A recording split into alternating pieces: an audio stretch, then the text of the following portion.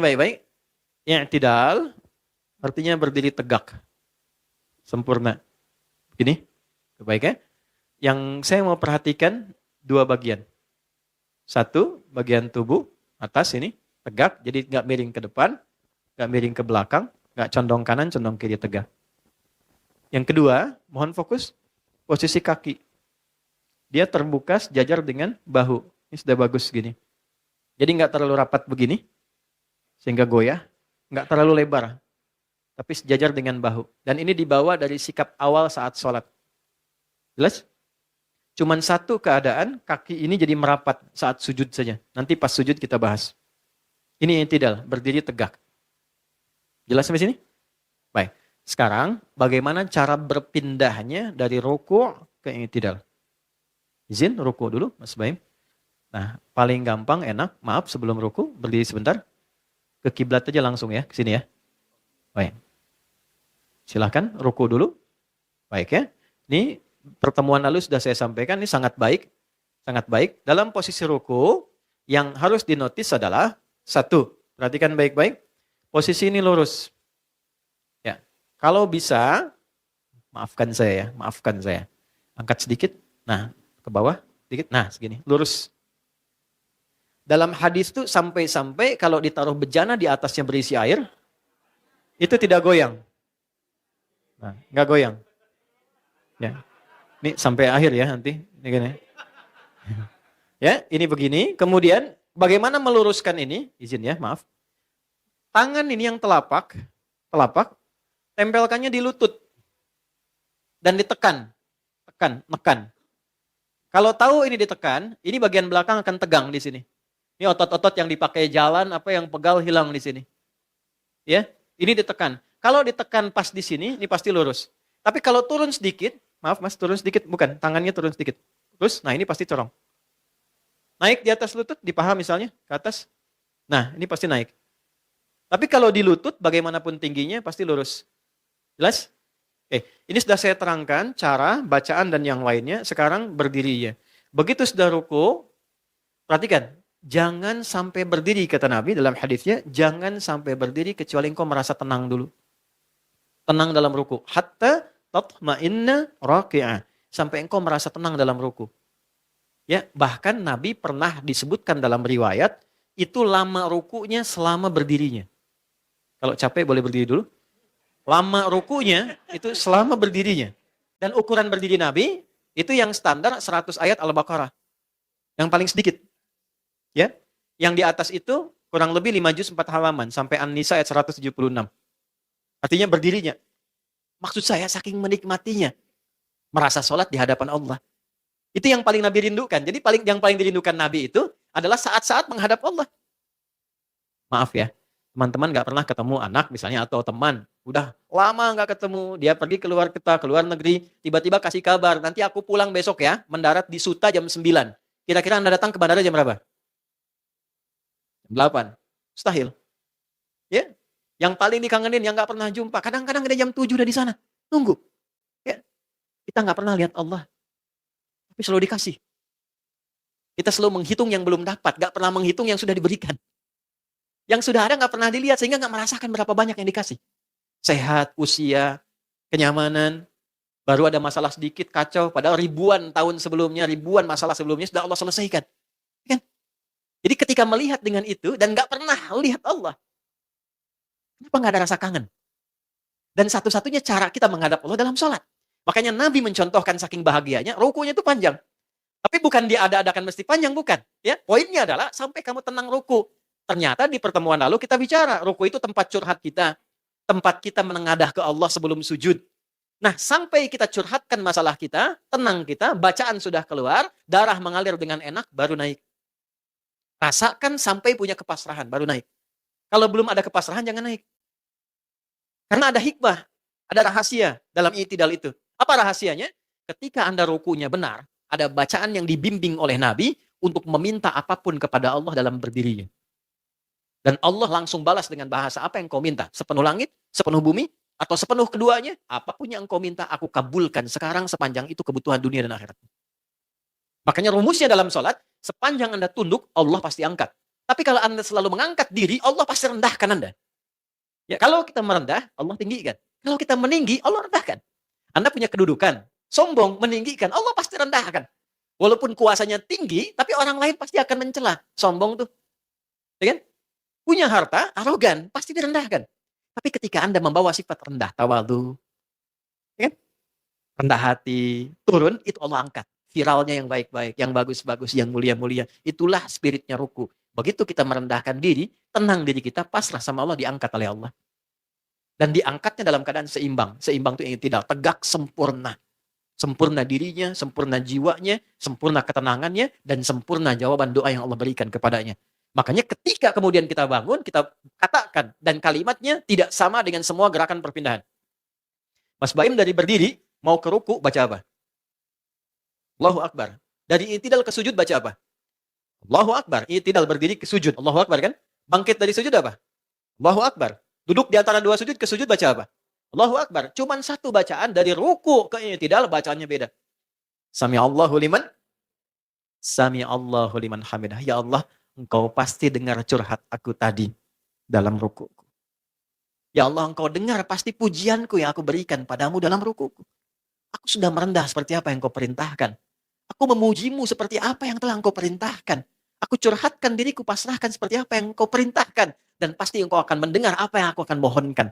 Kalau dengan aku sampai tegak berdiri seperti apa yang Engkau mintakan belum Kau kabulkan, tunjukkan dengan cara apa lagi aku mesti memohon kepadamu.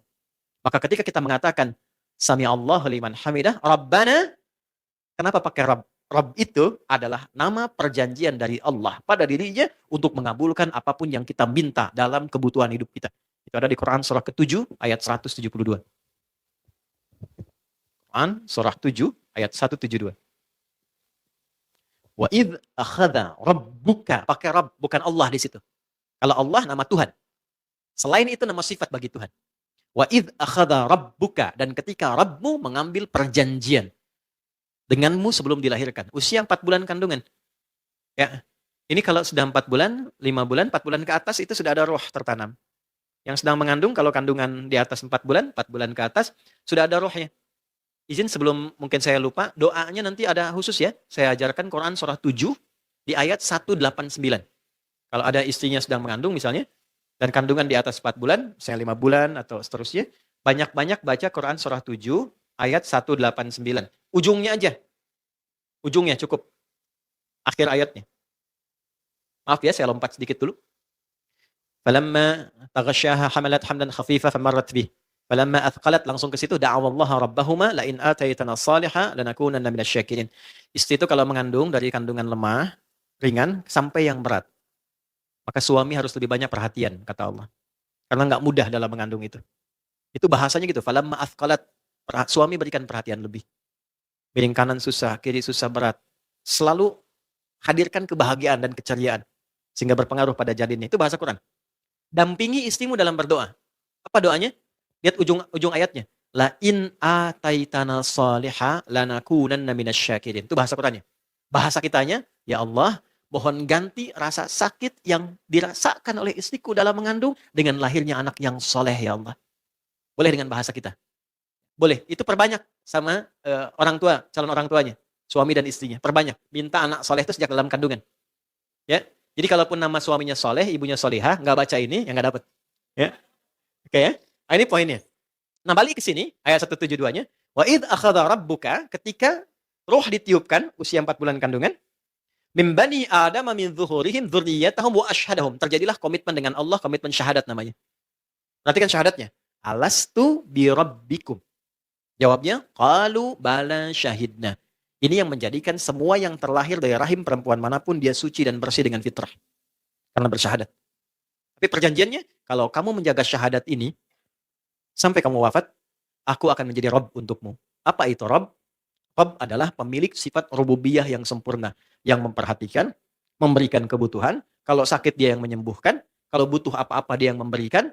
Kalau kemudian Anda salah dia maafkan. Kalau dosa dia ampuni. Semua sifat kebaikan diberikan. Itulah sebabnya ketika kita terlahir, kemudian kita konsisten menjaga dan punya kebutuhan sesuatu, kita panggil nama Allah dengan nama Rabb sebagai komitmen perjanjiannya. Makanya kenapa doa banyaknya pakai Rabb. Rabbana zolamna husana. Rabbana atina fid dunya hasanah. Rabbana la tu'akhidna in nasina au akhtana. Rabbighfirli wali walidai. Kenapa pakai Rabb? Karena itu adalah nama khusus bagi Allah sebagai komitmen perjanjian untuk menjawab doa. Dan itu satu-satunya dalam i'tidal. Begitu kita bangkit, ini bukan ilmu takatik ya. Sami Allahu liman hamidah, seperti tadi saya terangkan. Rabbana walakal hamd. Ya Allah, engkau berjanji dengan namamu akan mengabulkan apa yang aku minta. Sekarang aku telah tunaikan apa yang engkau minta. Dan aku puji engkau dengan komitmenmu untuk mengabulkan apa yang pernah engkau janjikan. Dijawab oleh Allah, mil as-samawati, wa mil al-ardi, wa mil ma syi'ta min syai'in ba'du. Engkau mau minta apa? Mil as-samawati, sepenuh semua 7 langit. Permintaanmu sepenuh langit. Wa mil al-ardi, engkau punya kebutuhan sepenuh bumi. Wa mil ma syi'ta, atau engkau punya kebutuhan sesuai kehendakmu di luar langit dan bumi. Min syai'in ba'du, setelah aku tawarkan sepenuh kebutuhan yang engkau mohonkan itu. Minta sekarang. I'tidal itu nggak main-main. Kalau rukunya benar, kemudian kita berdiri tegak sebentar, baru mohon. Itulah sebabnya kenapa kunut baik nazilah ataupun yang subuh itu letaknya setelah i'tidal. Yang dijaharkan. Karena posisi yang terkabul di situ. Nah, peluang ini karena kurang informasi jarang dimanfaatkan. Padahal kita bisa curhat apa saja. Tapi tidak. Masih dengar? Teman-teman pernah dengar kisah viral nggak?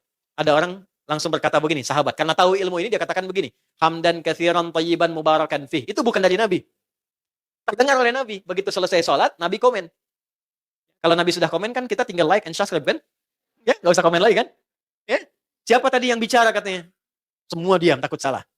Begitu Nabi sampaikan, tadi waktu bacaan itu diutarakan, aku melihat banyak malaikat turun berebut untuk mencatat bacaan itu.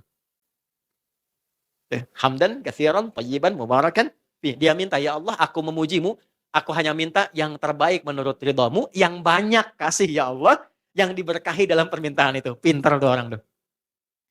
Hamdan katsiran thayyiban mubarakan fih. Allah, engkau perintahkan aku muji dan minta aku puji dan aku pinta. Aku muji kepadamu dengan banyak, mohon aku kasih yang banyak dan berkah. Kalau ilmu, ilmu yang banyak dan berkah. Kalau harta, harta yang banyak dan berkah. Itu kan? Kalau anak, anak yang banyak dan berkah. Kalau istri cukup 1 dan berkah. Oke, baik. Lihat sini. Lihat sini baik-baik. Bisa dipahami nggak? Tapi awalnya dari ruku. Pertanyaan saya, berapa banyak orang sholat yang memanfaatkan momentum ini untuk berdoa?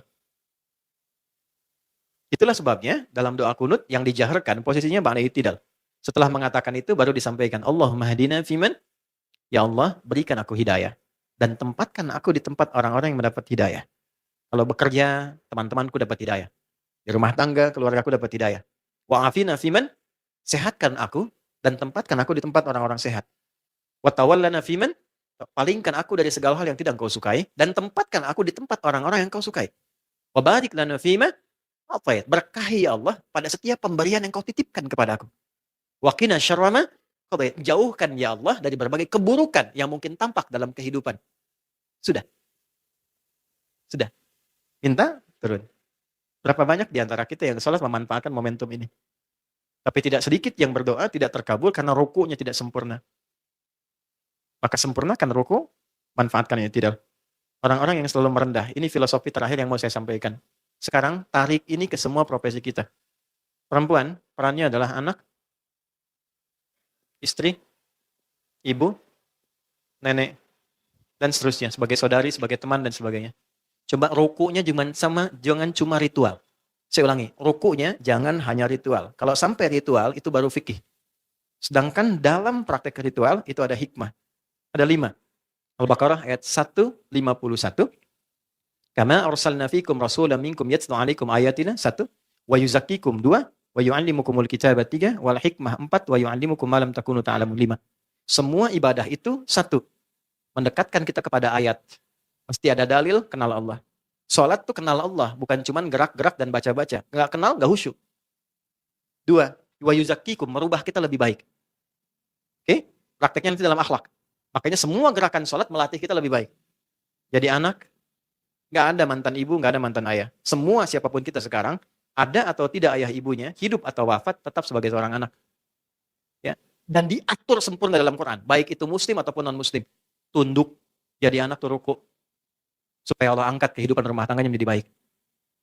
Ya, sepanjang orang tuanya masih ada, berikan bakti sempurna. Tunduk. Karena apa? Bukan karena orang tuanya, karena Allah perintahkan. Itulah ihsan. Karena Allah yang suruh. Kalau Allah nggak suruh, nggak harus saya lakukan. Tapi karena Allah suruh.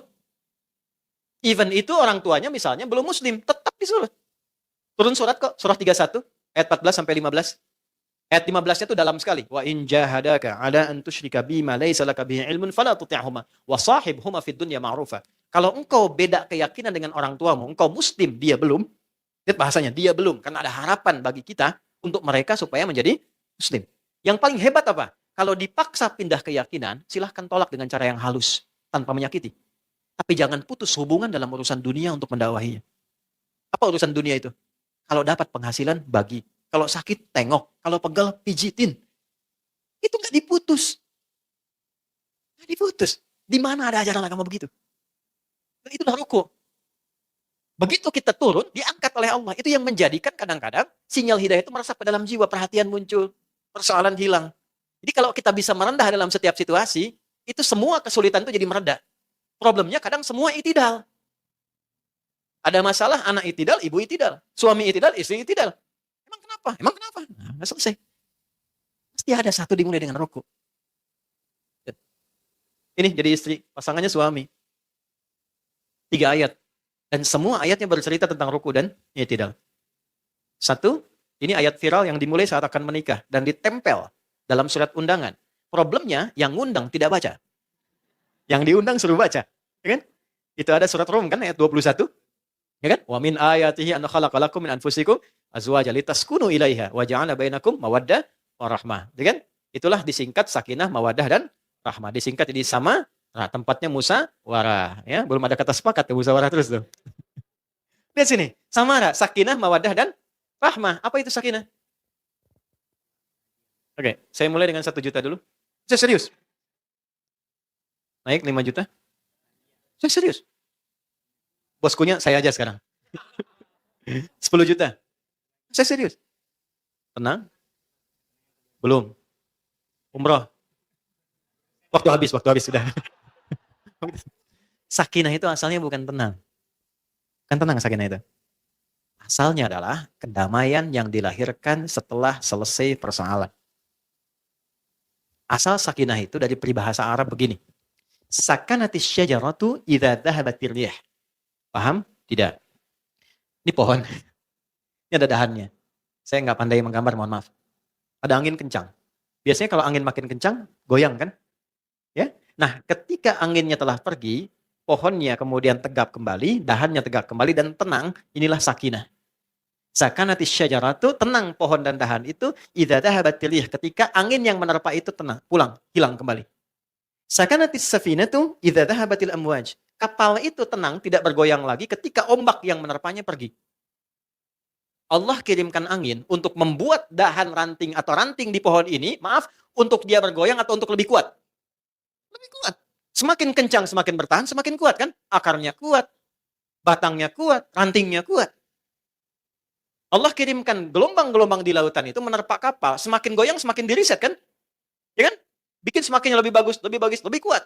Ini gambaran. Inilah sebabnya kenapa gambaran ini seringkali dibawa dalam kehidupan rumah tangga. Bahtera rumah tangga. Kalau disebut bahtera pasti ada ombaknya. Kalau Anda berumah tangga nggak pengen punya masalah, itu mustahil. Jadi ketika memutuskan saya terima nikahnya, si fulan dan si fulan, binti fulan, dengan mas kawin sekian dibayar tunai, artinya Anda siap masuk bahtera, siap menempuh masalah. Jadi nggak mungkin ada rumah tangga yang tidak ada masalah, itu mustahil. Nabi aja yang dijamin masuk surga. Ayat surga 1 surat turun Al-Kautsar. Dekat dengan Allah, dipuji oleh Allah, akhlaknya Quran, tetap ada masalah.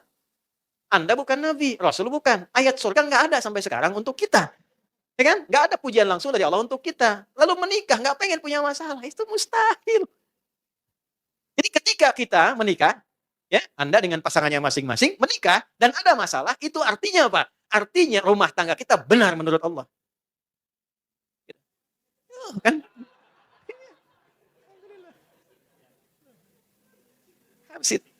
Alhamdulillah.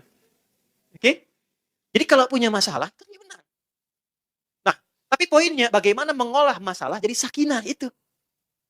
Itu yang belum dalamnya, itu belum sampai situ. Kalau menemukan masalahnya, oke, sampai situ. Sakinahnya bagaimana? Karena kan prinsip dasarnya begini, ada masalah, mesti berubah jadi sakinah. Itulah rumah tangga. Kalau cuma masalah, nggak ada sakinahnya, itu pisah. Ini tangganya, ini rumahnya. Gitu. Itu terus keinjak. Anak kan diinjak. Keinjak terus, tapi nggak pernah mendapatkan kenyamanan berada di rumah. Ini disatukan, itu ada filosofinya. Kita keinjak, tapi belajar dari injakan itu untuk menapak sesuatu yang lebih tinggi. Dan ke atas itu kan kepada Tuhan. Makanya ayat keduanya muncul. Apa ayat keduanya? Quran surah 4. An-Nisa. Ayat 19. Dan hebatnya, kenapa adanya di An-Nisa? Dan suratnya kenapa surat perempuan, bukan laki-laki? Karena dalam kehidupan rumah tangga, yang sering merasakan beban hidup dalam kehidupan rumah tangga itu lebih banyak terpendam pada perempuan dibandingkan laki-lakinya.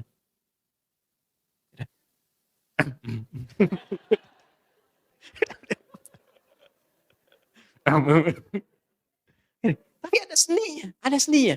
Di sini sikapnya ada. Tapi dahsyatnya di surat ini, perannya dibagi sama oleh Allah, laki-laki dan perempuannya. Cuman dijelaskan. Karena kenapa? Itulah sebabnya disebut nisa. Dari kata nasa kan? Laki-laki tidak. Rajul, jamaknya rijal. Dari kata rijlun, kaki. Kaki itu menopang. Suami itu topangan, kuat, kokoh. Senangnya beraktivitas. Wajar. Jadi kalau menemukan suami giat, beraktivitas, senang, itu suami. Wajar. Ya, dan berwibawa. Ya, tidak gemulai. Makanya rajul, rijal. Ya, berwibawa, tegap.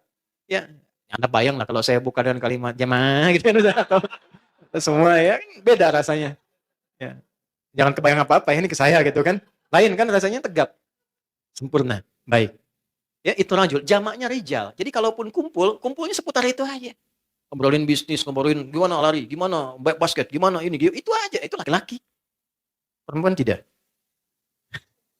Nama perempuan itu mar'ah kalau sendirian. Mar'atun, gini. Sama kayak cermin, mir'ah. Cuman beda harokat. Ya. Mar'ah, mir'ah. Cuman beda harokat. Tapi kayak cermin. Makanya seringkali perempuan lekat dengan cermin kan? Ya kan? Mau kesini ngaca, dandan kan? Turun lihat spion. Sini lagi, lihat lagi kan? Itu normal, normal. Tapi mar'ah itu punya 3 makna.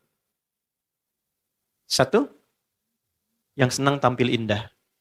Kayak lekat dengan cermin. Angkat, dandan, kadang pakai seragam dan sebagainya gitu kan? Biasa, normal. Pulang, saya mau berangkat, baju sedikit terlipat, diberhentikan. Gitu kan? Antum boleh mayor, misalnya di TNI, ataupun Polri, tapi tetap istri itu letkol tituler kan? Paling tinggi, berhenti, rapikan dulu. Karena ingin keindahan, rapi. Makanya aneh kalau perempuan nggak senang tampil indah itu aneh.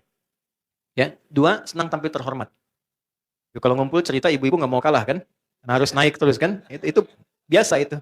Memang biasa. Ah, anak saya ikut les. Oh, anak saya juga, padahal belum kan? 3, mar'ah itu seperti mir'ah, punya nilai rasa yang tinggi. Jadi di perasaannya, bukan di pikirannya. Laki-laki keluar, pikirin selesai hilang. Perempuan nyampe ke sini. Makanya diibaratkan oleh dalam bahasa Arab, al-mar'atu kal mir'ah. Perempuan seperti cermin. Cermin, dipakai bercermin. Kalau saya lempar dengan batu pecah kan? Bisa nggak disusun kembali? Jangan salah, bisa. Dia bisa disusun kembali, tapi sulit memantulkan bayangan yang sempurna. Nah, sifat perempuan sama seperti cermin. Kalau dia terlukai, cepat memaafkan, tapi sulit melupakan apa yang telah dilakukan. Asik. Wah, bikin saya. Itu betul. Ada asiknya. Asik. Ya, dia bisa memaafkan, tapi sulit melupakan apa yang dialami. Makanya ketika disusun itu, yang lain muncul lagi. Yang kejadian sekarang. Tapi masalah listrik yang 17 tahun yang lalu muncul lagi. Kamu dulu juga kan begitu. Kan padahal masalahnya yang sekarang. Karena yang dipendam. Tapi yang saya bahas bukan itu. Yang saya bahas, itu kalau sendirian. Dia kalau banyakan menjadi nisa. Makanya nisa itu bukan surat perempuan. Bukan surat wanita. An-nisa itu perempuan-perempuan. Dari kata nasa. Nasa itu yang gemar mencurahkan apa yang dirasakan. Maksudnya perempuan sependiam apapun itu kalau kumpul ketemu temannya suka cerita. Ya, dan kadang yang diceritakan apa yang seharusnya ditutupi, yang nggak boleh dibuka. Itu problemnya. Makanya di ayat 34 diminta hati-hati kalau cerita. Jangan sampai ngungkap apa yang harusnya ditutup, khususnya tentang suami dan keluarga. Kecuali ingin konsultasi pada orang yang dipercaya. Itu poinnya. Apa kabar ukhti? Udah ukhti tuh. Alhamdulillah baik. Masya Allah. Sehatnya sehat. Bisnis gimana? Lancar. Suami gimana? Di situ masalahnya. Ya, sebab istri itu akan selalu melekat apapun yang ada pada suami. Tidak sebaliknya. Ya kan? Akan melekat. Suami RT. Istri, ibu. Suami bupati, ibu Berarti istri RT, nggak ada bapak RT. Selalu sini. Jadi selalu ikut, selalu terbawa. Nah, turunnya ayat 19. Ini adalah poin yang sangat luar biasa. Ya. Apa poinnya? Kita lihat dulu setelah pesan-pesan berikut. Kita lihat apakah dibalik atau dihapus nih. Dibalik Ustaz. Jazakallah khair, alhamdulillah. Biar fokus. Ya, mohon izin. Izin Bang. Kasih. Masya Allah. Luar biasa. Alhamdulillah. Silahkan kembali. Jazakallah khair. Kasih banyak. Gimana mengolah masalah jadi sakinah? Ini poinnya. Quran surah 4 ayat 19. Hebatnya ayatnya di perempuan, surah An-Nisa, karena sering memendam rasa sehingga masalah ini terus terpendam dan tidak mudah mendapatkan sakinahnya. Maka ketika sakinah ini didapatkan, muncullah kemudian pernyataan dalam Al-Quran. 1. Ya ayyuhalladzina amanu. Duhai pasangan suami istri yang masih merasa punya iman. Imannya dipertaruhkan. Dan latihannya nanti dalam sholat. Makanya nanti ada bab suami jadi imam, istri jadi makmum berdua sholat. Nanti di akhir saya tutup dengan itu. Ya. Hei suami dan istri yang masih merasa punya iman. Mohon maaf di terjemahan tuh dibatasi laki-laki itu kurang tepat. Karena ayat ini untuk keduanya. Kalau ada ayat Quran dibuka dengan iman, artinya perintah yang ada di ayat itu mempertaruhkan keimanan kita. Kalau bertindak benar imannya kuat, kalau menyalahi imannya bermasalah. Perhatikan. La yahillu lakum an tarithun nisa'a karha. Jangan wariskan sikap kurang baikmu pada pasanganmu. Allah sudah kasih bocoran sebelum menikah. Bahwa setelah menikah itu, maaf dengan kalimat ini, tidak seindah dan sesempurna seperti yang tergambar sebelum menikah. Kita sudah paham semua lah. Kalau sebelum menikah, yang paling sempurna kan pasangan. Yang paling ganteng dia, yang paling cantik dia, yang paling sempurna dia, segalanya. Tapi Allah kasih bocoran sebelumnya. Nanti sebelum menikah seperti itu, setelah menikah akan tampak karakter-karakter dan perilaku yang tidak terbayang sebelumnya. Maka rem pertama yang Allah sampaikan, hei suami, hei istri. Aku tahu tidak ada yang sempurna di antara kalian berdua. Tapi jangan wariskan karakter kurang baikmu pada pasanganmu. Ya. Kalau istri terlampau cerewet, tahan cerewetnya. Terutama pada pasangannya. Kalau suami terlampau keras, tahan kerasnya. Hadirkan yang lembutnya pada pasangannya. Karena aku tahu, kata Allah, tidak ada yang sempurna. Tapi ini yang paling indah declare-nya. Ini yang paling indah. Ya, lihat ujung ayatnya. فَإِنْ كَرِهْتُمُوهُنَّ فَعَسَىٰ أَنْ تَكْرَهُوا شَيْئًا وَيَجْعَلَ اللَّهُ فِيهِ خَيْرًا كَثِيرًا. Tapi kalau ternyata tampak itu dalam pasanganmu, lihat, jangan marah. Itu dulu. Kalau pengen sakinah itu dulu satu, jangan marah. Misal, ini suami, ini istri. Tiba-tiba pada diri suami tampak satu sikap yang nggak disukai istri, yang nggak nampak sebelum menikah. Atau di awal-awal saat awal nikah nggak kelihatan. Tiba-tiba nampak. Kata Quran apa? Kata Allah, jangan marah dulu ya. Jangan buka celah untuk setan datang. Ada setan khusus yang memang menggoda kehidupan rumah tangga aja. Misinya cuma satu. Memecah belah hubungan rumah tangga. Namanya Dasim. Perempuannya Dasimah. Oke, muslim, muslimah, mukmin, mukminah. Dasim. Dasim itu tugasnya gimana caranya ribut terus suami istri. Padahal yang gak wajar. Ada yang wajar yang mesti dipertentangkan. Yang maksiat, yang ngajak keburukan, boleh didebat. Dengan cara yang elok, boleh keras dengan cara yang benar. Tapi pada yang gak wajar, kok bisa bertengkar? Gitu. Persoalan sepele jadi besar, terus jadi kencang, kuat. Itu ada satu khusus yang provokasi. Itu ada di Quran surah 2, ayat 102. Dan itu dia bertugas sejak era Nabi Sulaiman alaihissalam. Janjinya. Quran surah 2, ayat 102. Diungkap di era Nabi Sulaiman, dimulai sejak zaman Nabi Adam. Jelas? Baik. Perhatikan. Yufarniquna bihi bainal mar'i wa zawji. Wattaba'u ma tatlu syayatinu ala mulki Sulaiman, di atas sampai ke kalimat yufarniquna bihi bainal mar'i wa zawji. Di rumah tangga, gimana caranya pecah terus tuh. Rame terus, ribut terus. Sampai gak enak apapun. Maka Allah turunkan jalan dia sebelum itu terjadi. Kalau engkau dapatkan pasanganmu, dia berperilaku hal yang kurang wajar bagimu dari karakternya, satu, jangan marah dulu, kata Allah. Yang paling indah apa? Yang paling indah. Sabar dulu, ini bahasa tafsirnya ya. Karena aku pasangkan dia denganmu, karena kelebihanmu itulah yang menyempurnakan kekurangannya. Gitu. Saya dipasangkan pada istri saya, karena kekurangan saya yang sempurnakan istri saya. Bukan pada perempuan lain. Begitu sebaliknya. Kekurangan di istri, saya yang disempurnakan. Saya tuh paling nggak pengen datang ke talk show tentang keluarga. Kenapa? Karena saya harus menjaga kehormatan istri dan keluarga saya dengan pertanyaan-pertanyaan yang mungkin bisa mengungkap hal yang tidak seharusnya. Karena kalau dialog, saya ditanya, Ustadz, apa yang paling nggak suka dari istri? Saya katakan, saya semua suka. Karena Allah jadikan saya pasangannya untuk menyempurnakan kekurangannya. Gitu. Itu poinnya. Jadi jangan marah. Satu dulu itu. Karena Allah titipkan, mungkin bagi Anda suami, senang marah, titipkan pada istri. Ini sabar, berapa tahun dia sabar? Kalau pada orang lain mungkin selesai. Tapi dititipkan pada pasangan ini, karena ini yang mampu bisa menahannya. Ini yang menyempurnakannya. Nah, kalau sudah mendapatkan istri yang semacam ini, syukuri kepada Allah dengan menurunkan tensinya. Kenapa? Karena belum tentu kalau berpisah dengan dia bisa mendapatkan yang setabah ini. Sebaik ini. Kalau sudah didapatkan yang begini, ini rumus ini didapatkan di ayat berapa? Ya, di ayat 7 sampai 10. Di surat berapa? Surah 91. Quran surah 91 Asy-Syams ayat 7 sampai 10. Wa nafsi wa ma sawwaha fa'alhamaha fujuraha wa taqwaha. Qad aflaha man zakkaha wa qad khaba man. Dalam diri manusia itu cuma punya dua kecenderungan. Satu, sifat baik, takwa. Dua, sifat kurang baik yang salahnya, fujur, nafsunya. Nafsu. Ini selalu ada. Jadi kalau di sini ada sabar, di sini pasti ada marah. Di sini ada jujur, di takwa, di sini pasti ada dusta. Anda mau katakan tidak ada dusta di antara kita, ya, tapi dustanya tetap ada. Jelas. Ya, kalau di sini ada rendah hati, di sini pasti ada sombong. Nah, caranya bagaimana mengolahnya? Perhatikan baik-baik. Saya ambil bagian pertama saja, sabar dan marah. Perhatikan kalimatnya. Qad aflaha man zakkaha. Sungguh bahagia orang yang mampu mengolah, menyuci keadaan jiwanya ini sehingga melahirkan sifat baiknya. Oke, masih belum kita tangkap kalau sampai situ. Kasih permisalan. Teman-teman, ibu, teman-teman, kalau nyuci, dibuang bajunya atau kotorannya? Kotorannya. Nggak mungkin, saya nyuci, buang bajunya. Nyuci, buang bajunya. Pasti kotorannya kan? Baik, nyuci, itu pada yang kotor, pada yang bersih. Pasti pada yang kotor. Yang bersih nggak akan dicuci.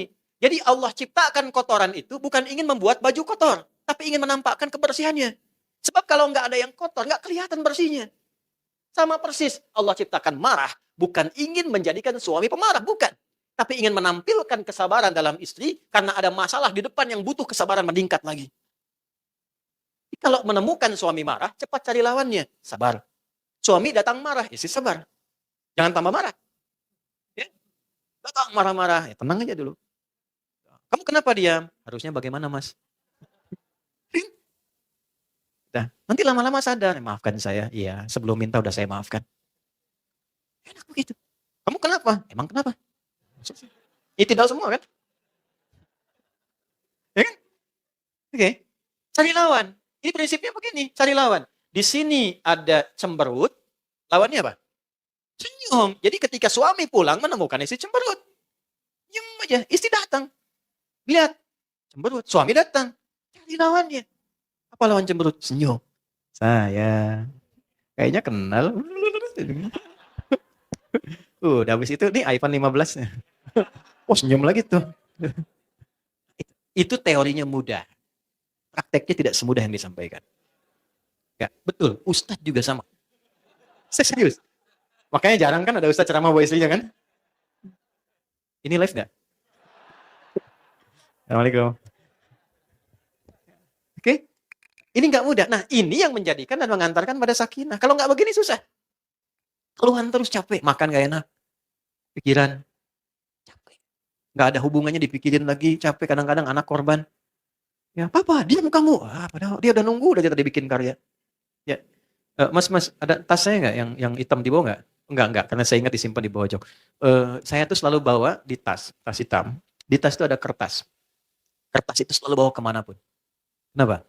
Satu kali saya pulang dari dakwah, cukup malam, ternyata dua anak kami menyambut. Nomor 2 dan nomor 3. Usianya dulu masih kecil lah waktu dia bikin itu. Ternyata dia bikin gambar. Gambar, sosok lagi pergi pakai peci, dia tulisin Buya sedang mengajar. Terus dua anak ini menunggu. Dia tulis di atasnya. Terima kasih ya Allah, engkau kirimkan Buya terbaik untukku. Buya, engkau adalah ayah terbaik untukku. Lalu dia titipkan, Buya nanti buka ya. Salam. Kita ketemu main. Itu saya bawa, saya pegang. Itu yang menjadikan kita nggak berhak marah sama anak. Bisa. Anda boleh jadi apapun di luar. Direktur silakan, manajer silakan, orang hebat silakan. Mau jadi apapun silakan. Tapi ketika ke rumah, istri Anda menginginkan suami. Anak Anda menginginkan ayah. Nggak usah dibawa sifat di luar. Bawa aja sifat di dalam. Itu. Saya ini di rumah, teman-teman. Nggak pernah saya disebut ustadz, syekh, kiai, nggak pernah.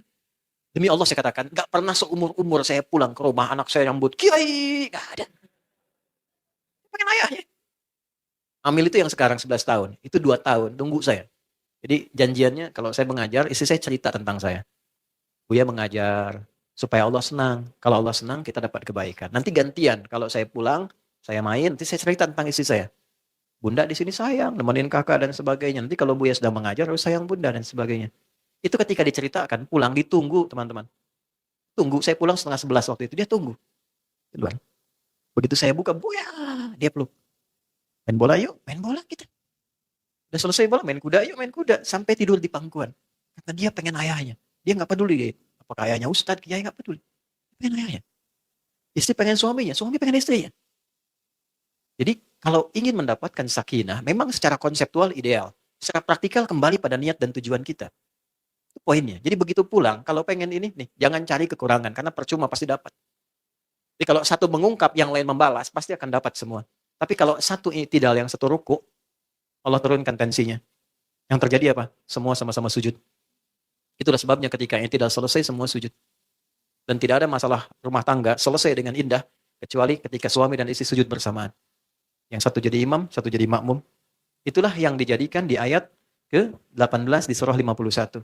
Kalau Anda ingin mendapatkan sakinah tiap hari, coba bangun malam, suami istri, walaupun nggak terlampau malam. Setelah selesai, wabil asharihum yastaghfirun. Menjelang subuh, dua-duanya saling mengoreksi diri. Suami minta maaf ke istri minta maaf ke suami. Kalau sudah ada keluarga, lebih enak lagi. Sayang, maafkan aku ya. Aku mungkin belum jadi suami yang baik sampai hari ini. Ayah yang baik. Allah titipkan aku membersamai kamu. Mohon maafkan, karena memang gak ada yang sempurna. Kalau aku pulang hari ini lebih dulu kepada Allah, mohon ridho dengan semua sikapku. Dibalas lagi. Aku yang banyak salah mas. Begini-begini. Itu semua. Begitu selesai. Astagfirullah ya Allah. Mohon ampun ya Allah. Minta maaf ya Allah. Sujud. Selesai. Kalau percaya silakan. Bedakan rasanya. Rasakan bedanya.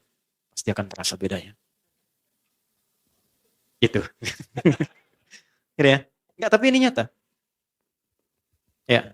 Yang terakhir, ayat ketiga itu, Quran surah ke-17, ayat 23 sampai 27. Kompak dengan orang tua. Ya, kunjungan. Datang. Ajak istri, temuin. Orang tuanya suami. Kalau sudah meninggal, ke kuburan. Ziarah. Nanti sebaliknya, pekan depan, bulan depannya lagi. Kemudian suami ajak keluarganya istri. Supaya dapat pencerahan. Kan yang nikahkan wali dari keluarga. Wali itu kan bukan cuma maaf, bukan cuma menikahkan selesai, tidak. Tapi mendampingi, membimbing harmoni, menemani. Itu poinnya. Dan ternyata mendekatkan pada orang tua itu lebih memberikan capture kepada kita kebahagiaan yang nyata. Lihat orang tua itu malu kalau berantem depan orang tua. Malu kalau nggak kompak. Nah, sifat malu itu yang diakumulasikan membuat kita mengoreksi diri. Maka tidak jarang terkadang ada suami istri yang jadi lebih baik ketika sering bersilaturahim dengan kedua orang tuanya. Belajar, cerita. Ya, istri saya cerita tentang ayah ibunya, saya cerita tentang ayah ibu saya. Ngobrol sama-sama. Lalu berdoa. Yang paling indah kalau satu meninggal, sujud berdoa bareng-bareng, nangis sama-sama. Paling enak. Memang kelihatan ideal, karena Allah yang turunkan. Tapi menjadi praktikal untuk kita, bergantung pilihannya pada kita semua. Karena itu ditutup kalimatnya di ayat 19 tadi, di Quran surah 4, Masa antakrahu syai'a wa yaj'alallahu fihi khairan katsira. Mungkin kau nggak suka dengan masalah yang aku kirimkan, tapi kalau engkau bisa mengolahnya, aku kirimkan limpahan karunia yang banyak yang membahagiakan kehidupan keluargamu. Jangan marah. Rukulah dulu. Setelah itu koreksi masing-masing. Benar nggak niat nikahnya? Sayang nggak? Betul nggak dengan akadnya? Ya, karena yang paling penting adalah Allah declare-nya jelas. Ini titipan saya untukmu, bukan sekedar pasanganmu. Yang nitipkan Allah, yang tanya Allah. Jadi ketika Anda melukai pasangan, Allah melukai orang ya yang telah menitipkan kepada Anda dari orang tua dan yang telah menciptakannya Allah Subhanahu wa taala. Itu poinnya.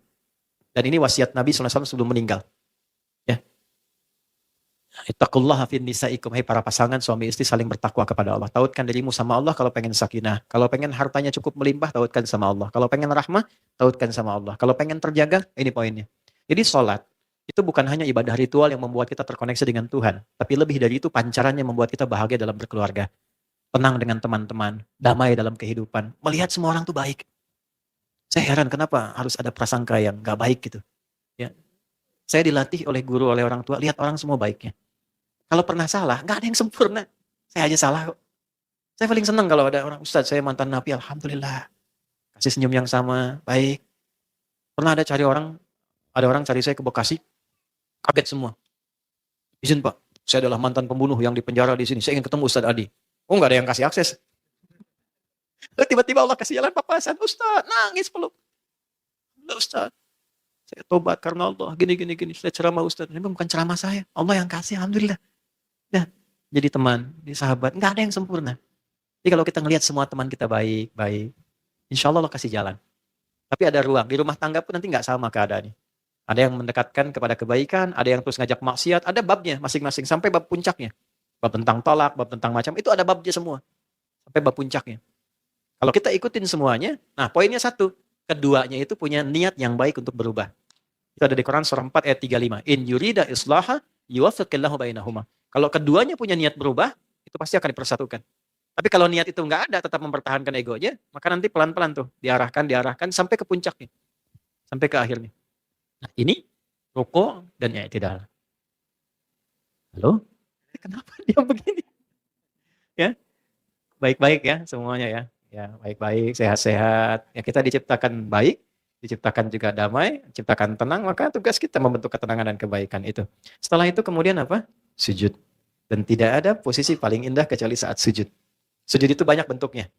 Sujud ibadah, sujud syukur, sujud tilawah. Kalau baca Quran ketemu ayat sajadah kan? Sujudnya apa? Oke, kalau kita punya harta, kemudian dapat tambahan promosi jabatan, ada sunnah sujud kan? Ya, i'malu ala Dawuda syukra. Ya, hey keluarga Daud syukur sujud mereka karena diangkat jadi raja, dapat jabatan dan sebagainya. Ada sunnahnya. Ya, begitu dapat sesuatu, sujud itu ada sunnahnya. Jadi begitu merendah Allah angkat lagi. Misal dapat proyek bagus gitu kan, sujud tuh. Itu Allah angkat lagi. Itu dipopulerkan di kalangan para ulama. Muhammad Salah kalau golin sujud ya. Kan? Terus yang lain itu walaupun dilatih begitu mungkin belum tahu, tapi secara hikmah itu ketika kita merendah Allah ngangkat. Ketika kita meninggi Allah rendahkan. Sudah rumus. Maka dari itu kita akan bahas ada berapa anggota sujud, bagaimana caranya sujud, apa bacaan saat sujud, dan apa rahasia dalam sujud. Itu akan kita ulas dalam episode yang